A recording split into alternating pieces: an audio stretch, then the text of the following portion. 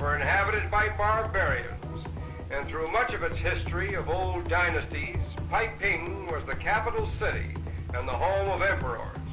But in 1928, when the Nationalists captured Peiping, they immediately transferred the capital and the center of government to Nanking. In the crowded streets, life keeps company with death, and funerals like this may be seen at any hour of the day. The fact that the Chinese consider death more important than life accounts for the apparent lack of grief at this funeral.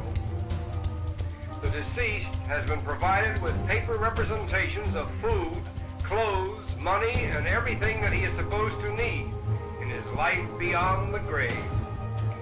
We can understand this philosophy of life and death when we see the pitiful plight of the poorer classes. And it is even more pathetic when we realize that about 1/5 of the world's total population lives in China.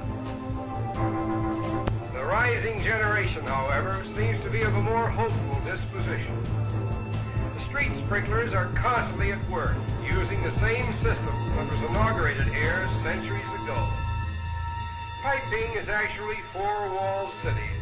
The north or Tartar city, the south or Chinese city, the imperial city, and this section known as the Forbidden City, which is entered through 4 gates, north, south, east, and west. It was in the Forbidden City and in the parks just outside Peiping that the Ming emperors and the Manchus built many of their grandest palaces and temples. But it was not until after the Boxer Rebellion in 1900 that the foreigners were allowed to enter this hallowed ground.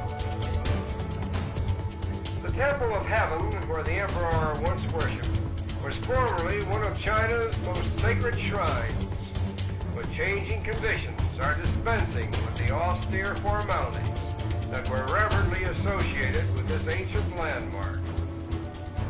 Here we are greeted by an old priest who cordially directs us to the altar of heaven, another sacred shrine which is located a short distance from the temple.